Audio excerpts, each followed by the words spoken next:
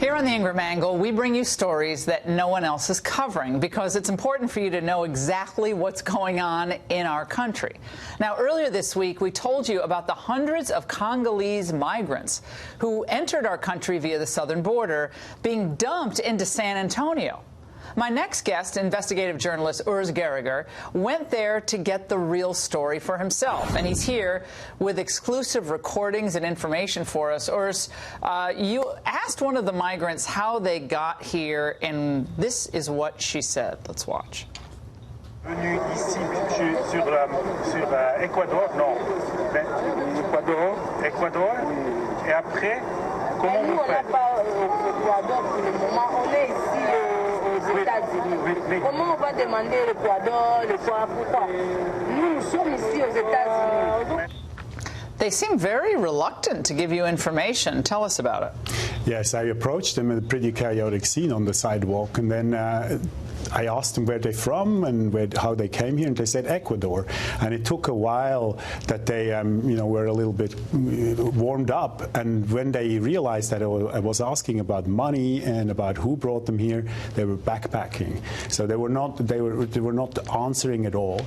And when I came back a few minutes later, and you speak French, by the way. So Urs is Swiss, so he speaks German, French, and English. Show off. Yeah. So you speak French, so it was easy for you to communicate with them. Absolutely. And you said that there are very few translators. So the 30 or so people that are outside the shelter, you were able to speak to some of them. Yes, yes, and there were really a lack of translators. I think there was one other person there who worked officially. So I asked them, and they wouldn't tell me anything about how they got here. And then they started to get aggressive, and they were contradicting each other. One said they went through the forest, and the other one said, no, there was no forest. And they were actually arguing among themselves. And when it came to money and help, that's when they started to get aggressive. I want to play some more of this. Here's one of the migrants telling you about her journey.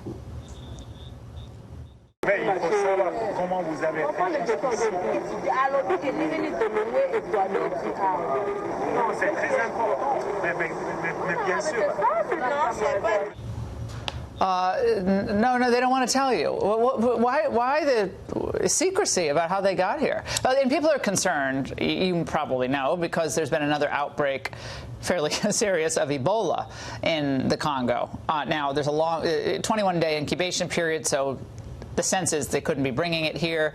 But still, people want to be sure. So that's why the questions are really important.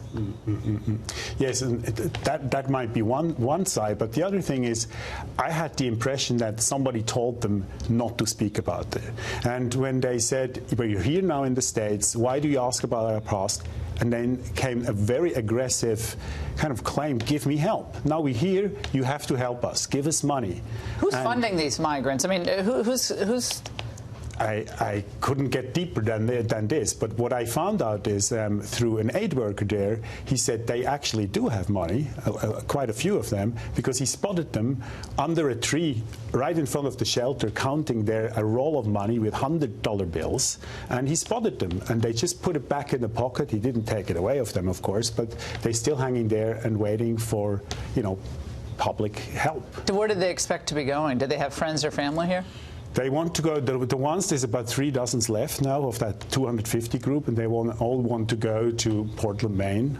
So they want, this is like the Congo and other African countries are being basically, they're repopulating Portland, Maine with a huge contingent of these immigrants, these migrants, and it's overwhelming the Maine authorities. I mean, they're pretty liberal up there. They're like, we can't take any more people, we're full up. But they're hoping to go there. They're hoping, and they're told they can't go there, and they're told that I was told that there is no solution anytime soon for them. All right, and you also found a document that a group called Races has been handing out to the migrants, and we're familiar with this group, but this is what it looks like. Tell us about what this document says, a particularly disturbing part of it. We'll put it up on screen.